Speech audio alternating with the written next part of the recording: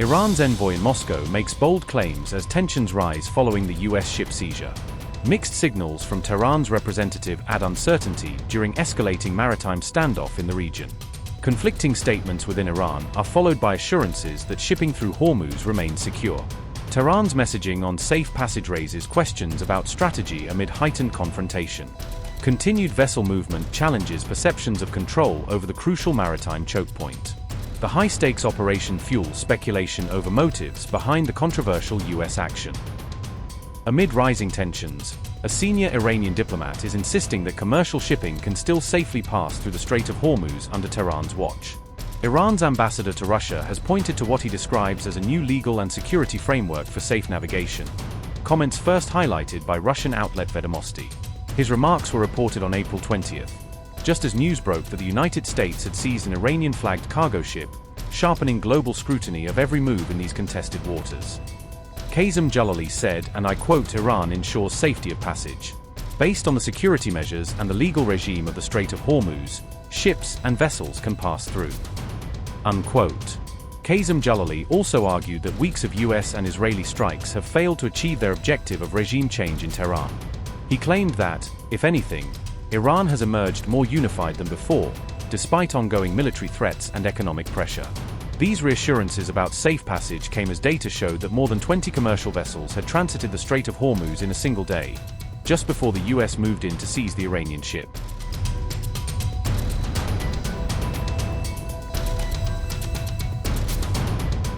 More than 20 vessels passed through the Strait of Hormuz just a day before the United States moved to seize that Iranian ship. According to data firm Plur, over 20 vessels transited the narrow Hormuz chokepoint on April 18 alone, even as tensions were nearing a boiling point. This was the highest number of ships recorded crossing the strategic waterway since March 1st, highlighting a surge in traffic at a very sensitive moment. Out of the tankers that passed through Hormuz, 5 oil ships had last loaded their cargoes in Iran, despite the intense American scrutiny. 3 of those vessels were liquefied petroleum gas carriers, with one reportedly bound for China and another headed to India.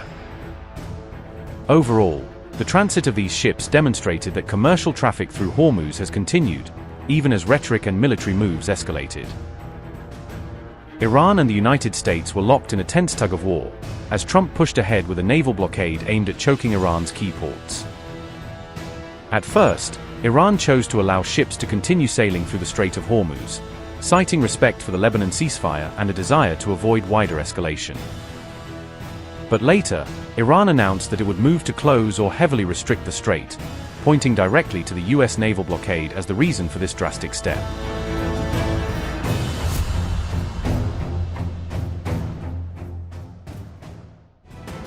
As the ceasefire moves closer to expiry, the US has seized an Iranian cargo ship, adding fresh tension to an already volatile situation at sea. President Donald Trump announced that the US military carried out the seizure of the Iranian vessel on April 19. The US military also released footage showing Navy fire hitting the cargo ship while it was out at sea. According to reports, a US missile destroyer intercepted the ship as it allegedly attempted to head toward Iran.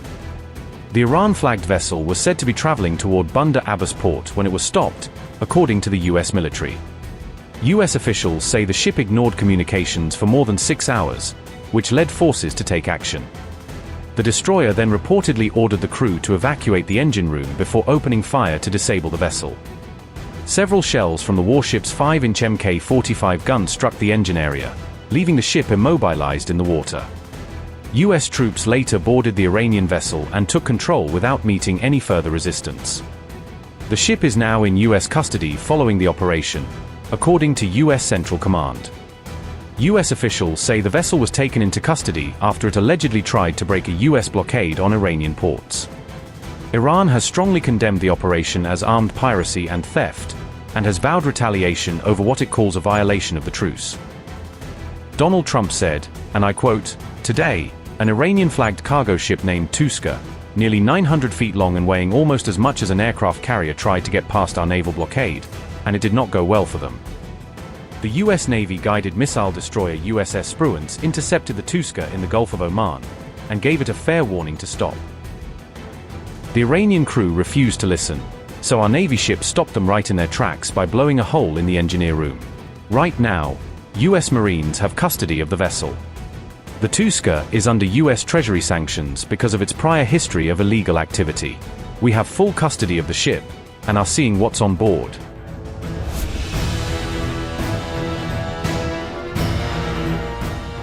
Iran has accused the United States of violating the ceasefire after attacking its cargo vessel in the Gulf of Oman. On April 19, U.S. forces reportedly fired on the ship, disabling its engine before boarding and seizing it. President Donald Trump later confirmed the seizure, saying the vessel was under U.S. sanctions. In response, Iranian media said drone attacks were launched targeting U.S. warships operating nearby. Iranian officials described the strikes as direct retaliation for what they called a U.S. act of aggression. Iran strongly condemned the incident and warned that further retaliation against the U.S. would follow. Ibrahim Zolfagari said, and I quote, "The aggressor United States violated the ceasefire and committed maritime piracy by firing at an Iranian merchant ship in the waters of the Sea of Oman and landing a number of its terrorist marines on the deck of the vessel, disabling its navigation system. We warn that the armed forces of the Islamic Republic of Iran will soon respond to this armed piracy and retaliation by the U.S. Army," unquote. The operation comes at a time of fragile ceasefire and growing uncertainty over ongoing diplomatic efforts. The U.S. action also came just 2 days before the 2-week ceasefire with Iran was due to end. Meanwhile, Iran says it has no plans yet to attend the next round of talks in Pakistan.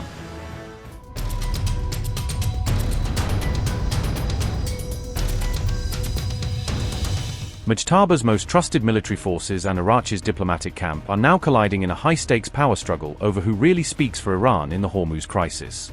On April 17, Foreign Minister Abbas Araghchi posted that the Strait of Hormuz was completely open to commercial traffic, in the middle of delicate ceasefire and nuclear talks. The message was widely seen as a signal of flexibility toward Washington, time to show goodwill as the ceasefire clock ticked down and negotiators weighed next steps. Donald Trump quickly praised the reopening, using it to hint that a broader deal with Tehran might be close and sending global markets a brief shot of optimism. But just hours later, IRGC Navy broadcasts told ships that Hormuz remained closed, warning captains they still needed explicit Iranian permission before entering the strait. One voice on the open radio said, "We will open it by order of Imam Khamenei, not tweets of some idiot," a stinging rebuke clearly aimed at Araghchi's announcement. The IRGC-linked Tasnim news agency then blasted the foreign ministry, calling Araghchi's tweet bad and incomplete and urging officials to reconsider this communication. Hardline lawmaker Morteza Mahmoudi publicly demanded Araghchi's removal, accusing him of gifting lower oil prices to Trump by easing market fears too soon. Mahmoudi argued that by announcing Hormuz open, the foreign minister had eased pressure on Washington and undercut one of Iran's strongest bargaining chips. Reports say the IRGC was furious that Araghchi never coordinated the reopening message with military commanders, seeing it as both a procedural breach and a political misstep.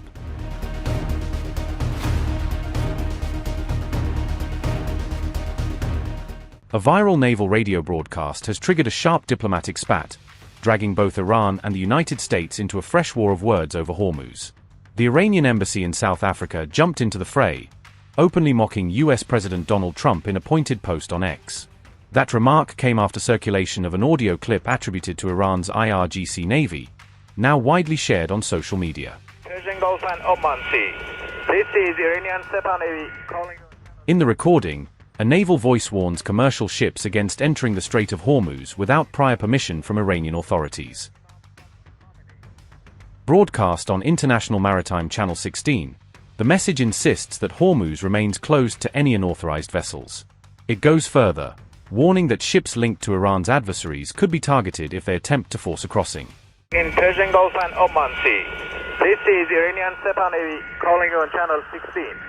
The Strait of Hormuz is still closed. We will open it by the order of our leader Imam Khamenei, not by the tweets of some idiot. If you want to pass through the strait, you must ask permission from Iranian-flagged Navy. All vessels that have a connection with our enemies will be targeted if they try to pass the Strait of Hormuz out. After the clip began to go viral, Iran's embassy issued a sarcastic statement aimed directly at President Trump. Persian Gulf and Oman Sea. This is Iranian-flagged Navy calling. The Post dismissed claims that a derogatory term in the audio referred to Iran's own foreign minister, calling that interpretation misleading. Instead, the embassy claimed the insult was clearly directed at Trump, and told audiences to Google a certain word if they still had doubts. By urging viewers to search the term online, the embassy amplified its criticism and turned a naval warning into a global political meme. All of this is unfolding against the backdrop of rising Iran-US tensions over maritime security in and around the Strait of Hormuz. In Washington, reports say Trump has now called an urgent Situation Room meeting to discuss Iran's closure of the strait and possible US responses.